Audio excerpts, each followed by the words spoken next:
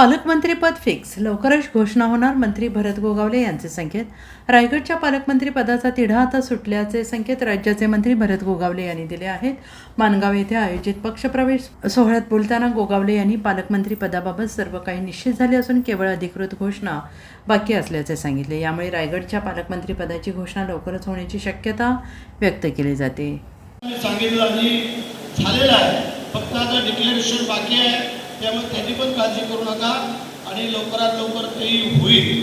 आणि म्हणजे तुम्हाला व्यासपीठावरच्या सगळ्या मान्यवरांना, युवासेना, महिला आघाडी, आमच्या शिवसेना असेल, सगळ्यांनी मिळून मिसळून काम करा.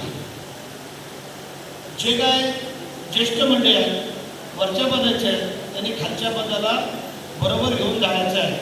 खालच्या पदाचा जर कार्यकर्ता चांगलं काम करतोय तर त्याला शाबासकीची थाप त्याच्या पाठीवरती द्यायची आहे.